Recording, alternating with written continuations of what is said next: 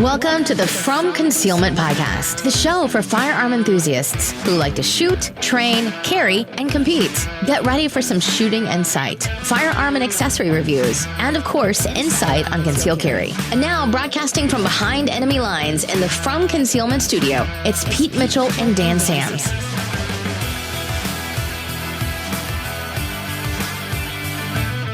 Hey, Freedom Nation, this is Pete Mitchell. And I'm rocking my flannel today. Nice. Yeah. Feeling good. Feeling real good. Well, I just got back from a week of being in Texas. Yeah, man. Pretty much drove everywhere. I mean, I shouldn't say everywhere. We didn't go to Austin because I'm not going to California 2.0. I have no interest in that whatsoever. Yeah. But we flew into Houston, stayed there a couple of days. Drove up to Dallas, Fort Worth area. Drove all over up there. Then drove down to Waco because the wife wanted to see, the silos, Chip and Joanna, which, by the way, that place is a lot bigger than I ever thought it would be. Oh, yeah. It's a lot bigger, and they're buying more stuff and putting in more stuff. They know how to run business down there. My wife's been down there to the Magnolia, whatever. Yeah. She enjoyed it. She liked it. It looked nice. Yeah. Cool. They know what they're doing. I got respect. Certainly do, man. I mean, I was taking pictures of different stuff, and I was like, I'm gonna use this as a marketing example. Most were good. One was, I thought they missed the mark on it, but I'll save that for a marketing podcast. But yeah, I mean, it was great. In fact, there was probably not a single area in Texas that I would not live in that we saw. I mean, everything. Here's the ironic part, right? So I flew with my Glock 26 because, I carry. That's what I do. And my licenses are good in Texas, and now they've gone to constitutional carry as well. But here is the interesting thing. They have, I think I read that since constitutional carry passed is when this was put into place. They now have signs that businesses can post that have the force of law in Texas that can bar you from carrying in their establishments. If they're a certain size, if they reference the right code, and if they're placed basically at every entrance. And I first noticed this. So we were all over Houston malls because my wife's an ice skater, right? So we're checking out ice rinks. And in the Houston malls, no problem, right? Now, Houston is very, very liberal. Like, if anyone should have a no carrying sign, it should be Houston malls, right? Nothing. So then we go to Montgomery County. We go to someplace called the Woodlands Mall. And apparently Montgomery County is like the most conservative county in the nation. Like, the last time they voted for a Democrat was LBJ. And of course he was a Texan. So, it's kind of like, well, he's Texan. So that's why they voted for him. And so we go into the Woodlands Mall, and dang it, if there isn't the no carry sign. And they basically have three codes. One's like, you can't do permitless concealed carry. And one is you can't do concealed carry even if you're licensed. And that's the one that they had everywhere. And I'm like, you got to be kidding me. This is supposed to be the conservative area. Yeah. And you're telling me the people who you want carrying, the ones who have at a bare minimum gone through a federal background check, you don't want them carrying. Like, in my state, it requires more than that. It's background check, it's training. Even my Arizona license, I had to give them my training that I took in California, and they took that as acceptable training. I don't know what it is in Texas, but I believe they have classes that they got to take. Those are the people who you want carrying. Yeah. And so I was like, I had to turn around and leave them all. I was like, I can't be in here. You guys go ahead and shop, but I can't be in here. And this is supposed to be the conservative area. So I was like pissed at that. I'm like, dude, this tells me there are liberals who are buying up all this crap, and they're just making money off of all the conservatives, because that's a liberal move to me. That is a liberal move. And then when we were up in Dallas, Fort Worth area, the Dallas Stars own most of the rinks. Like I was told, all of the ice rinks are owned by them except for 3 in the whole area. And there's a lot of rinks. And all of them had the no carry with the permit. You got a permit, can't carry here. And I'm like, you've got to be freaking kidding me. And I was told that those laws came in after the concealed carry, or I'm sorry, permitless carry came into play there in Texas. They wanted to give businesses a way to, tell people they couldn't carry. And I'm like, I don't even have to deal with that in California. Like, that's how jacked up it is, right? Like California, you can put all the signs you want. It does not have the force of law. I can ignore them and go right in. Now, if they ask me to leave, I have to leave. Otherwise, that's trespassing. I can be arrested for trespassing. And so it's, always if they ask you to leave. It's trespassing if you don't. Like, don't try and stand your ground. Oh, no, I can do. No, just walk. Regardless of gun or not, if they ask you to leave, it's personal property. You got to go. Yeah, exactly. And and honestly, you really shouldn't be giving your money to an establishment that doesn't want you to carry. Like, you just shouldn't. So, I'm totally cool with just never giving them your money. But I literally was like blown away at how many places I could not go into because I was carrying a gun. Yeah. So you sure it's Texas you want to move to? Well, it's still better than California. Yeah, probably. I mean, yes, probably it's better than California. Yeah, it is. But man, I'm fearful that you're only buying yourself time. And, well, that's all any of us are doing. Yeah. It's all a matter of time before this Cold War goes to a civil war. That's just the bottom line. It's going to go to a civil war. There's almost no way for it to not at this point. So I think we should talk about this a little bit because there's several, I know we've mentioned this before, there's several legal things happening all around the same time that we should be aware of that hopefully will prevent such a thing from happening, but might end up being catalysts for that very thing you just mentioned. Everybody knows we've talked about the New York case, right? That's going before the Supreme Court. We've talked about that on the show, right, Pete? Oh, yeah. Yeah. We absolutely. Yeah. So I think we've got some time before there's a ruling on that, but we know that is going to, if it goes the way we think it's going to go, it's probably going to go our way. Let's hope it does. Which if it does, by the way, I think it will. And that's when California is going to make like Texas, come up with all these signs that have the force of law. Every state, New York, Texas, New Jersey, Hawaii, and they're going to be everywhere. And it might as well be, you can't carry. Well, and that's going to lead to, so you're going to have states doing that. You're going to have, you might also have the issue of court stacking, right? Because, and while the two things are not the same, this whole Dobbs versus Jackson Women's Health Organization case that we're going to hear the ruling on Wednesday. My understanding it's December 1st. That's the pro-life thing that's very likely to mitigate or at least undermine and possibly overturn Roe versus Wade. People don't realize, and I recognize we're talking about two different issues here, but they're both conservative issues, right? Right. And people don't realize there are a lot of states that have built into their constitutions that if Roe versus Wade is overturned, they become an absolute pro-life state, like no abortion of any kind. So there are some dominoes that fall if that one goes the conservative way as well. So you're going to have two different ways in which the liberals are going to be upset. The Supreme Court's going to be at the middle of it.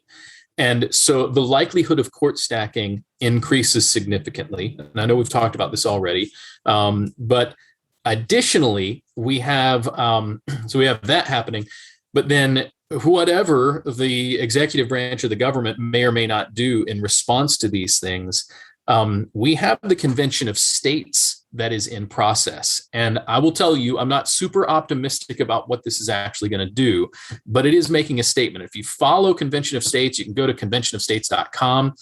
If you're familiar, Convention of States, very briefly, Article 5 of our Constitution makes a provision for the states. As long as there's a 2/3 majority, we can essentially reconvene a constitutional convention.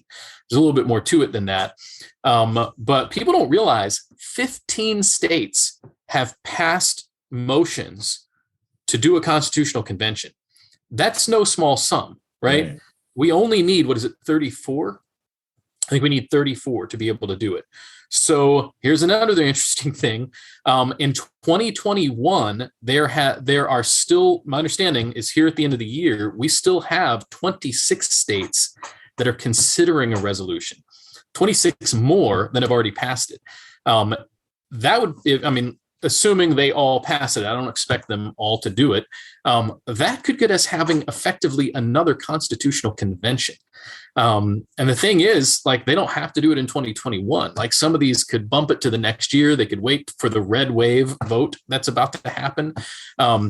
We could be in a really interesting situation where you have convention of states, you have some of these things, you have this movement to the right, and you know the left's not going to like that. And we know that they have not played nice in the past. And so this could be the catalyst that get things spicy, man. Theoretically, it could be the peaceful resolution. That's what we'd all hope for. But I don't see the left responding well to any of this.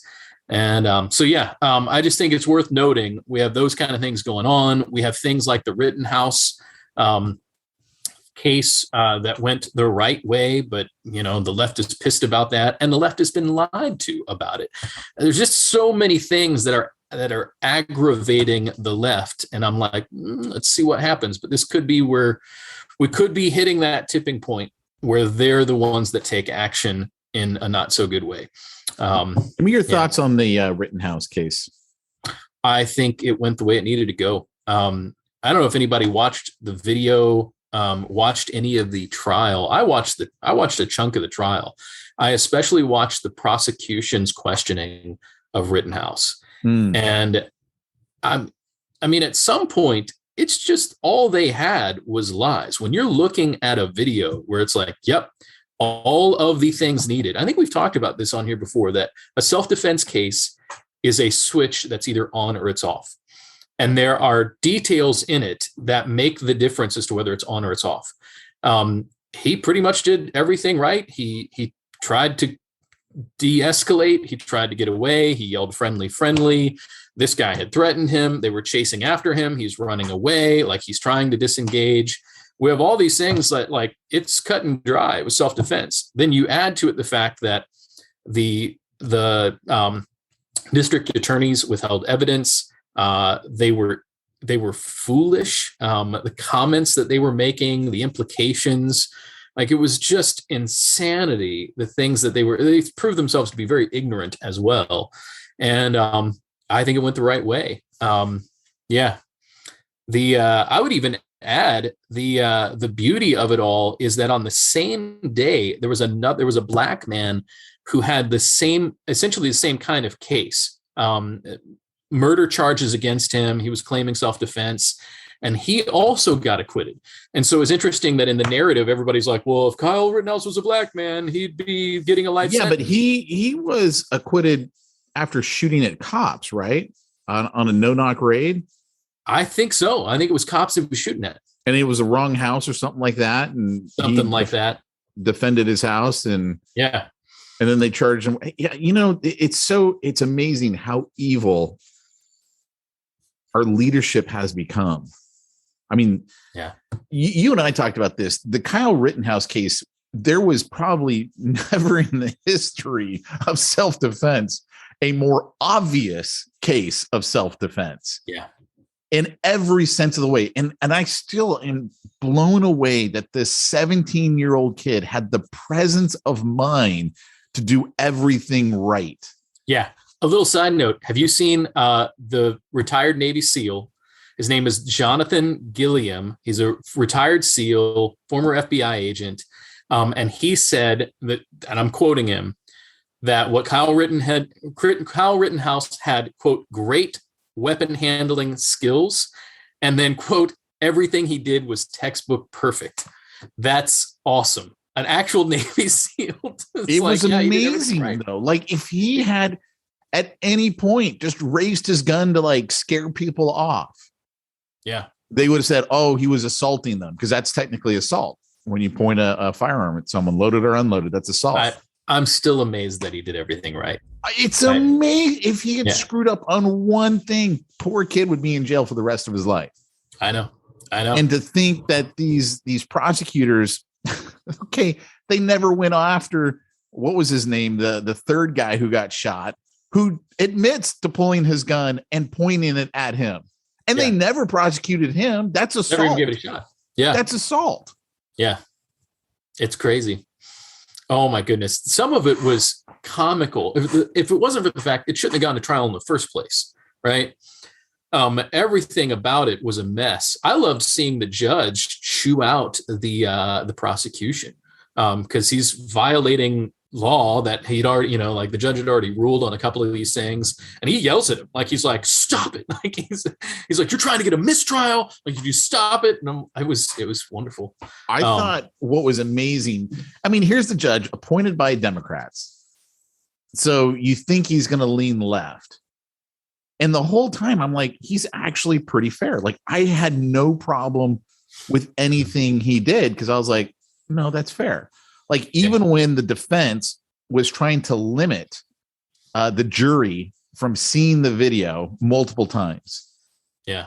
And I'm like thinking to myself, that's stupid. Like, I get that's the defense play. Oh, you can only watch it one time. And they're like referencing back to some 1974 case when the jury could only watch it once because it was on tape and they were worried about the tape getting ruined.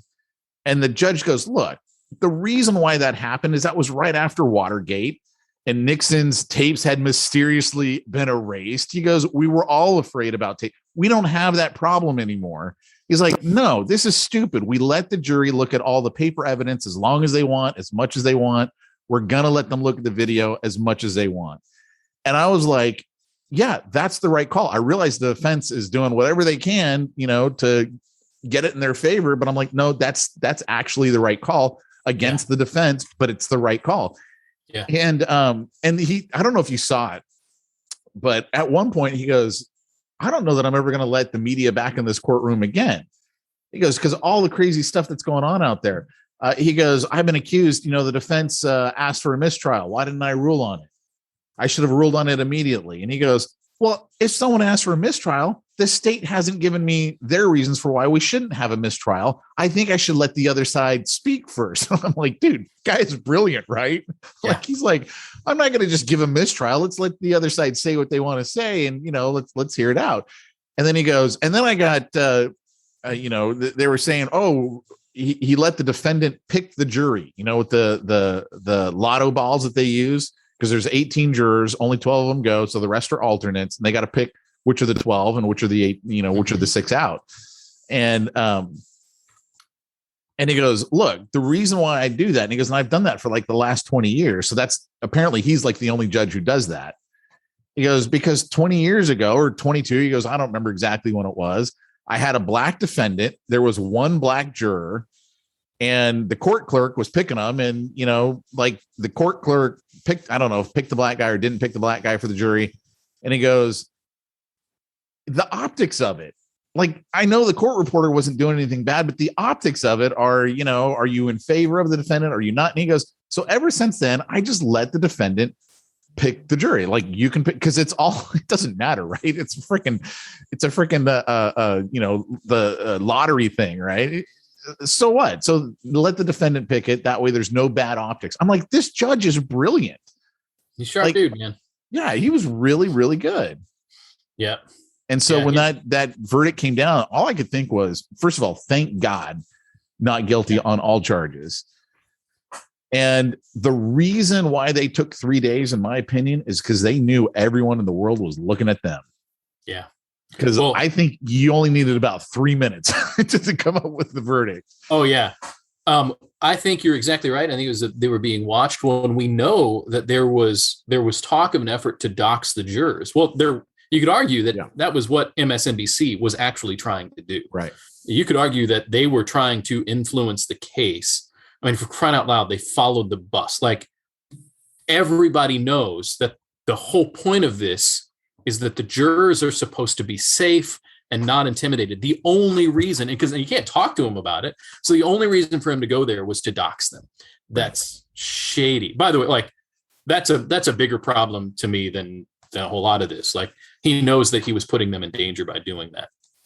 But man, what a mess. But we know the what's his name's brother or cousin was making comments about trying to take pictures of the jurors so that they could dox them to influence the case. So we know, you're exactly right.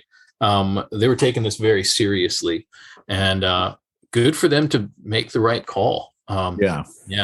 Well, he's going to have such a case for suing a whole lot of people. But I mean, I looked at some screenshots of some news reports where, like, they were saying he'd shot 3 black men. They were just going on and on about stuff that was just patently false.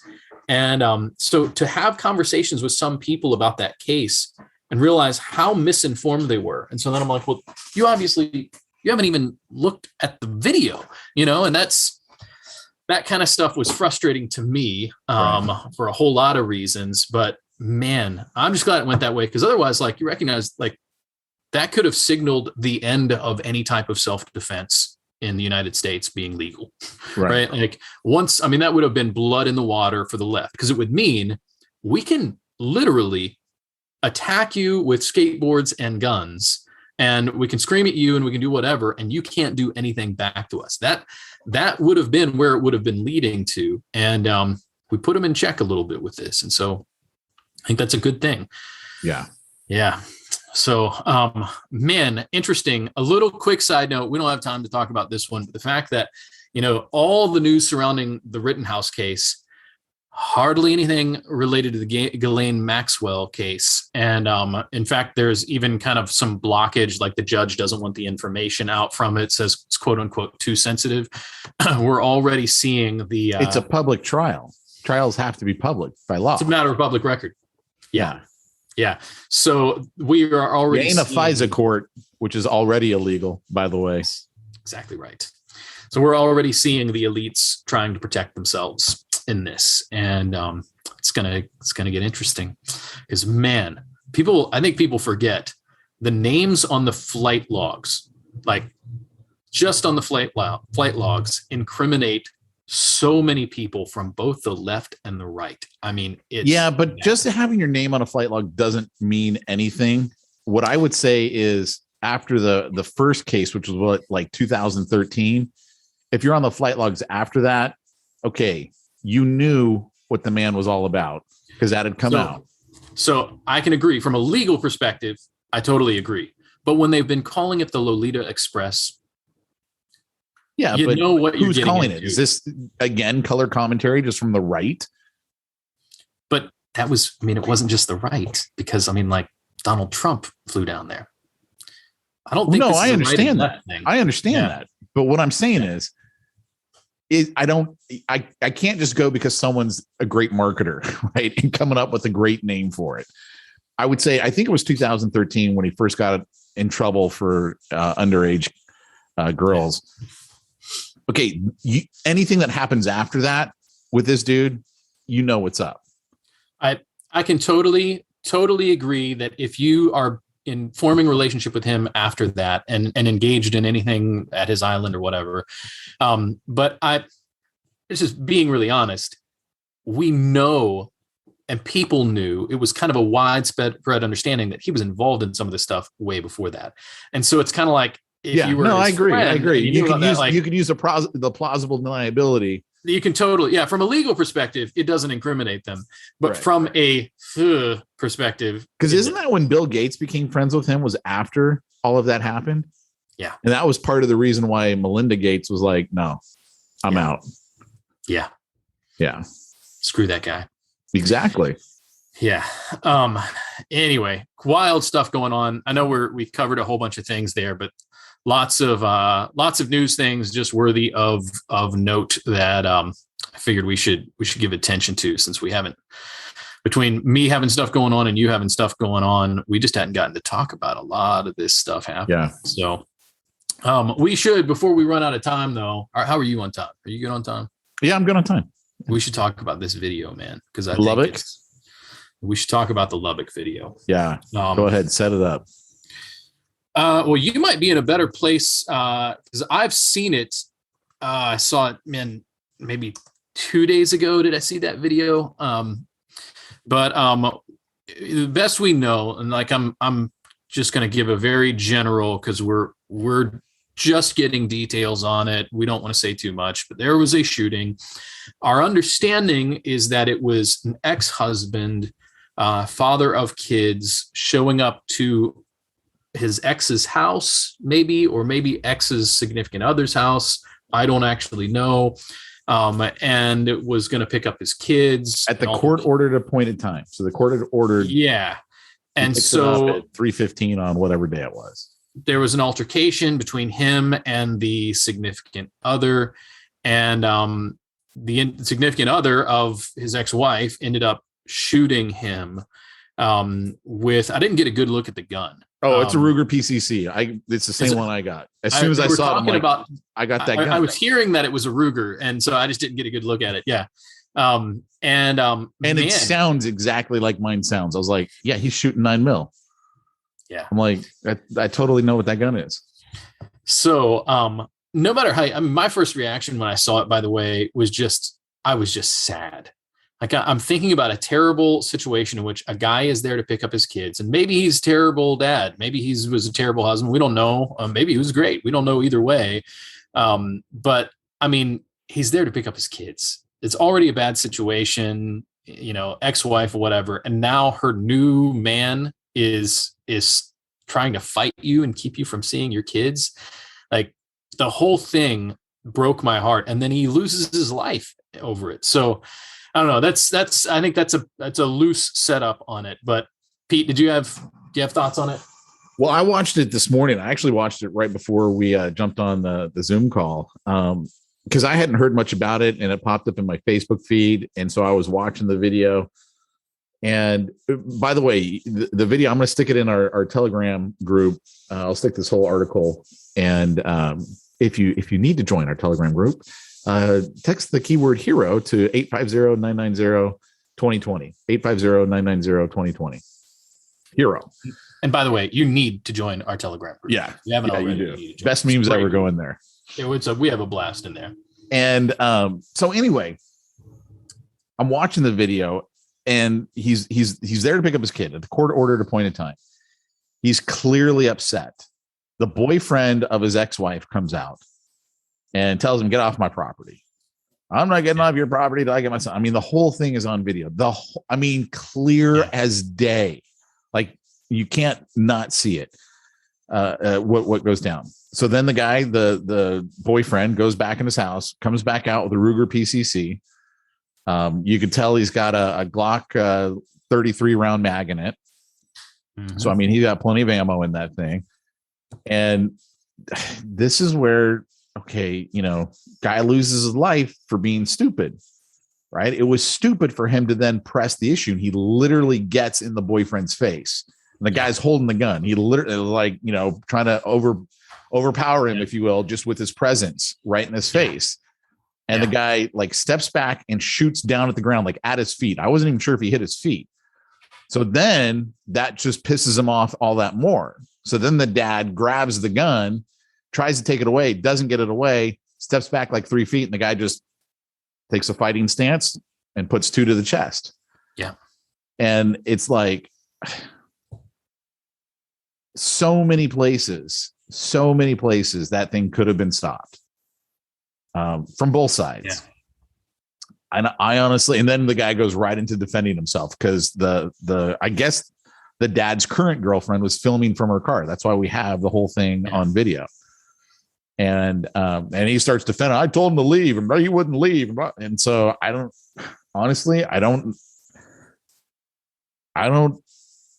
think you can call it self-defense, but I don't know. I mean, I don't know. And looking at that, first of all, I don't know the laws in Texas because it's Texas, right? One of the reasons I didn't want to carry a gun anywhere where I knew those signs had the force of law. I'm like, dude, it's Texas. Yeah. I don't know. I do not want to break any laws in Texas. Yeah. But it wasn't inside the house. It was outside the house. Is that self-defense when the guy literally gets all up in your face? I could see you fearing for your life. Yeah. The guy was bigger. Yeah. But at the same time, I mean, opposite of Kyle, right? Kyle would have run. Kyle would have been like, okay, I'm leaving. I'm going inside the house. I'm getting out of the situation. Yeah. This guy did not. He wanted to stand up. And again, if it was inside the house, it's almost a different story there, right? Because you got castle law. Yeah. Your home is your castle. You get to protect it. Yeah. I was thinking just from a cooler head's wisdom perspective, in any case, it would have been better for him to not exit the house in the first place, right? You have cover and concealment from the house, and you have more legal protection inside your house. Right. And so yell through the door if you have to, call the cops if you have to, right? But like exiting to engage someone is not necessary and puts you at more physical and legal danger, right? No. So then you have the escalation, and I do like, if I go to the other side and I think of like the ex-husband / father, I understand his frustration if these people are keeping his kids from him. Like I get like you want to do something, but that's not the right thing to do right there. Like your job at that moment is to de-escalate and keep something really bad from happening. Now, my guess is this dude who did the shooting is probably trash. I don't know, but like everything about this is like, this dude's not handling this the right way. He is not these kids' father. Like there's just, I don't trust this dude. Right. And a little side note, like the kids are, and in one of the articles I read, the kids are blaming the mom for being in relationship with this guy. And so there's really? Yeah, there's the one kid is like, man, if he comes back around, I'm running away from home. Like this is, through whatever news outlet who is interviewing probably someone who is on the side of the deceased. So a little bit unclear, but we don't know. Like this dude might have been a really good dude who's really trying to protect his house and really just went over the line. In any case, like we look at both sides of this and I'm like, man, at any point these guys could have de-escalated. We could have just waited for the cops to get there. Like cops get there and you show them a court order. You're like, I'm supposed to be picking up my kids. And it gets pretty serious. Like if they're not delivering the kids over, like I have a friend who's like, I've done this a couple of times where I just go to the cops and I'm like, they won't let me see my kids. And here I'm supposed to. And like, it actually is a pretty serious thing. And I have a buddy who went through divorce, and his ex would call the cops on him all the time. Yeah. Because of the kids. And I mean, he was a good dad. I actually, every interaction I ever had with her, she was just venomous and vindictive. I mean, she ripped me out one time. I'm like, you're not my client. Like I was also his financial planner. Oh, and she's like, well, you can see the court order. I go, yeah, the court order says nothing to me. Yeah. Okay. It says it to him. He has to tell me to sell his stocks and give them to you.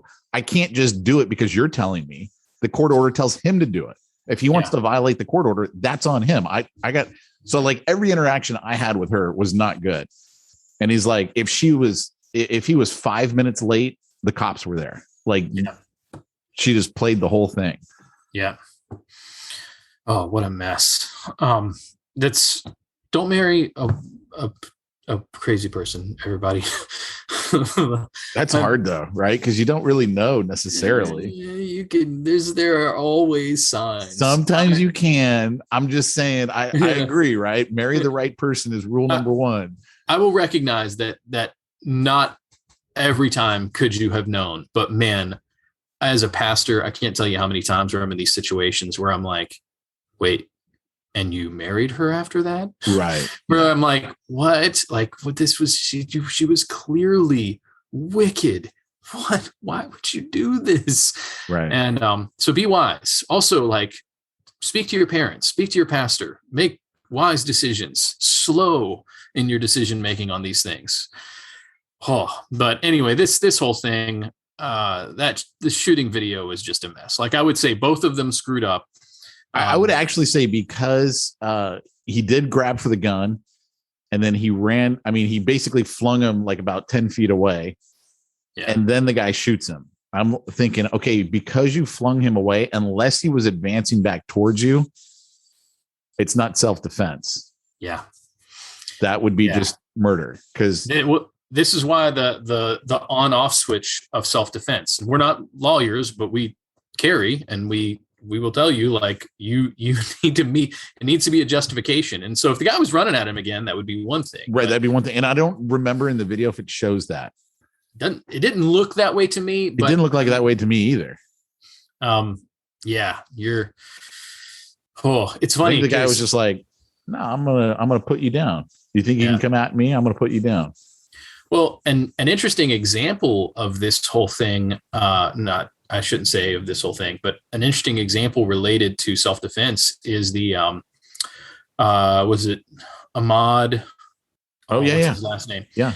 That case where the three got, like, they went after him. They were considered the aggressors because they were looking for him. And it, at worst, it looks like he might have trespassed on a construction site. It doesn't look like he did. Like, he was not harming anyone. And I don't know about you guys, but, like, who wouldn't go check out at a construction site? Exactly. Like, that's what exactly. So, like, there's construction going on next door to me right now. Now, I haven't been over there, but, like, you know, when the trucks are gone, like, you go and you take a walk and you go see how the construction's coming along. And, like, that's most people, especially when, like, a house is being built and there's no doors, right? There's no walls, and you just kind of walk up and look into the slab. Like, I don't see that being a problem, but they chase this, and maybe you're not supposed to do that. That's fine. But it's still, in any case, even if he was trespassing, it's not a reason to chase somebody down. Even if he had been attacking someone and ran, still not a reason to chase him down. Like, from a self-defensive perspective, he's disengaged. But these guys came after the fact, chased this dude down. He, it appeared, tried to defend himself. I think he did try to grab a gun, and they shot him, which, by the way, he's justified in grabbing a gun if people chase you down with guns, like, and you are feeling at risk for your life. So that one, like, they're the aggressors. They chased him down very clearly. They got it for murder, man. Like, that was the right call. It was. I remember listening to part of that trial. And one of the defendants took the stand. I don't know, maybe all three of them did. I have no idea. But at least one of them did that I was listening to. And they asked him, do you think pointing a gun at someone de-escalates the situation? He's like, oh, absolutely. I'm like, are you smoking crack? You don't de-escalate the situation by brandishing a gun. Like, that raises the escalation. And by the way, you should only be brandishing the gun if you're pulling the trigger. Like, you don't threaten with a gun. It's like, that thing stays away until it's time to play. I would even go so far as to say, never brandish. If you have to pull it out, you're using it. It's in use. And a little side note, a lesson to be learned from Kyle Rittenhouse, which I can't believe some 17-year-old kid named Kyle is teaching us stuff about defending ourselves. I'm still getting over the fact that this dude has done it right. And, like, there's so many things about this kid that. Well, but keep in mind, his buddy who gave him the gun is still being prosecuted and will probably go to jail for a long time. Because the prosecution's pissed they didn't get Kyle. They're going to get him. They're going to go after him. That sucks. Yeah. Oh, but anyway, what I was going to say is, he was very clear when they're asking about whether or not he shot to kill. He's like, I just shot to protect myself. I just was trying to stop the threat. That's good language. Don't ever let it come out of your mouth that you had an intention to kill. Like, you were shooting to defend yourself, and that's all you were doing, which, by the way, is all you will get the chance to do in a defense situation. Like, it's like, none of us are like, ooh, I had the chance to aim exactly at his heart, as opposed to, just shooting at center mass. Like, right. You in a defense situation, you're just not going to have the time to do that anyway. So don't give that to them, crying out loud. And good old Rittenhouse, man. He's wasn't it Mike Lindell that bailed him out? Yeah, My Pillow guy. That is why I own a My Pillow pillow. By the way, I do. That's awesome. And you know what I want to do? Like I got it for my birthday, and it's a great pillow. I'm gonna tell you that right now. I could have gone, like I went with the medium. I think next time I'll go with the more firm. Long story. Anyway, it's a great pillow. I like it. And what I want is to get a marker and write, "This machine kills communists." Like on the pillow. You remember, I think it was Bob Dylan's, the case to his guitar said, "This machine kills fascists." Oh, and I'm like, that's funny. My pillow. It's a great pillow. But yeah, he bailed him out. So good for him. And by the way, unlike the Black Rifle Coffee guys who just went in completely the other way. Have you followed any of the stuff with Black Rifle Coffee? No. Huh. So they different escalations during the thing, but like Kyle Rittenhouse was wearing a Black Rifle t-shirt in one of the pictures. I think it was the picture with the My Pillow guy. And first step, the Black Rifle was right about this. Somebody tried to put like a buy, in the chat from the picture being shared. Somebody tried to put like a link to buy Black Rifle coffee, and they put the kibosh on that. And I think that's right. They're like, we don't want to make any money from difficult situation. Awesome, that's good on them. But then they issued a statement where they essentially was just like panning Kyle Rittenhouse and referring to him as a bad dude, and like they didn't back him up at all, and then made some relatively anti-gun comments, which I know sounds crazy, and then it's come out that a lot of their major guys have given to leftist causes. It's not a good thing. Like, you look into it. Like, I will not buy Black Rifle coffee anymore. I have other places I get my coffee from because they are turning out not to be a pro-freedom organization. And it bums me out. Anyway, that's a side note. But yeah, it is. I recognize it's surprising. If you haven't followed it, it seems like completely ridiculous and bizarre. Go follow Johnny Appalachia, who's a kind of a pro-gun video page, and he's also a PR specialist. And Johnny Appalachia did a good job of, he's like, all right, here's their quote. Here's what they said. He's like, here's where we need to defend them. Because like, hey, it's fine that they don't want to make money on this situation. And he's like, they're right to say that. He's like, but then they issued this statement and they screwed this up and they essentially isolated their base. Because can you imagine like Black Rifle coffee, like AR-15s are like in all of their branding, but then they're acting like they don't like self-defense and AR-15s. And then that was when it all started to unravel, and it turned out they were giving to, some of them had given to like I want to say it was the Biden campaign. Like, it was bad. It was like, you clowns. So, yeah, check them out. Anyway, that's to me, that's the thing that I'll always wonder about the Kyle Rittenhouse thing. If he hadn't taken the rifle, would it have escalated to the point that it did? Or would he just be dead now? Like, that's the thing. I don't know. I'm afraid he would either be dead or would have been in ICU after a severe beating. Very, very, very logical conclusion, because those were not peaceful protests. Those were riots. That's what they were. Yeah. I mean, that's totally what all that stuff was. It was, I know the liberal media wants everyone to believe, oh, they're mostly peaceful with the fires raging in the background. No, those are called riots. That's what that is. But I do wonder, like, did they go after him because he had the gun on him? Yeah. You could speculate a little bit and say, okay, well, if he had a less conspicuous firearm, would it have been less of an issue? Right? And we can't know, but I mean, they were after that kid. They were. And I don't think that, I don't think we can assume that it would have not escalated if he had had a smaller firearm. I don't think we can assume that. I mean, when the guy, earlier in the evening says he's going to find him and kill him, and then later on finds him and chases him down with that intention. Yeah. So did you see, by the way, how stupid are you to chase after someone who has a gun? Like, are you just so sure that they're not going to use it? Like, why would you be that sure? I would assume they're going to use it. Yeah, there probably needs to be. I would be really interested in some psychological profiling related to both the video we watched, the Lubbock video, and this kind of situation, and like what happens in a person, and maybe it's what kind of person, but what happens in a person that causes them to increase their aggression against a person who is wielding a firearm, especially when you're not.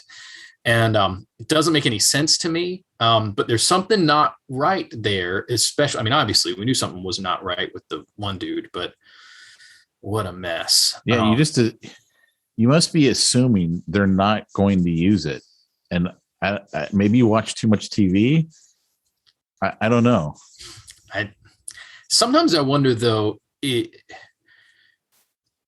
person in that level of anger, especially someone who has, I'll say, there's something very wrong. I mean, the one dude, just his rap sheet tells you a lot about the type of person he was. There's something there that a person is, they're switching off any concern for life, including their own and anyone else's. And I think there's something to be said for that, and not in a good way, but there's something about that where it's, the any idea of life being valuable is out the window. And I would love to have some research specifically on that as it relates to coming after somebody with a firearm, or someone when you don't have a firearm and they do. Right. Yeah. Crazy mess. So I know we're probably running out of time. I wanted to mention a couple of quick things. Do you have anything else, Pete, though? No, go for it. So this is just total side note. We don't advertise for these guys. I just want to point it out. Kenai Pro Gear, I've seriously got, in my family, we have 3, 4, 5 packs that were made by them. Everything I've gotten from them is incredibly high quality, great deal. Highly recommend them. They're still running. I think they're running their Cyber Monday sale. And let's just say, their stuff is crazy reduced prices. Just check out Kenai Pro Gear, man. Their Phalanx backpack is the best backpack I own. Nobody's paying me to say this, but the deal is great, and I think the Freedom Nation should check it out. The other thing is, I know we got a lot of our listeners are fans of Lake Erie Arms. We mention them on pretty much every episode. I give the little plug at the end. Just want to say, for the plug for Lake Erie Arms, all of the details have been put together. The papers have been signed. Funding is in, and we are very soon going to be breaking ground on the new Guntree Club, which will be a combination of gun store, range. We'll have indoor skeet shooting. Memberships are going to be on sale before too long. It's going to be an incredible place. You guys are going to love it. Definitely want to check out LE Arms for more news coming soon, but we're finally building this thing, everybody. It's going to be good times. I love it. Yeah. All right, guys. Thanks so much for joining us. And we'll be back next week. We'll talk to you all then. Take care, everybody. Bye. Bye-bye. You've been listening to the From Concealment podcast with Pete Mitchell and Dan Sams. Be sure to tune in next week for more gun talk. Also, check out the From Concealment website for more shooting-related goodness at FromConcealment.com.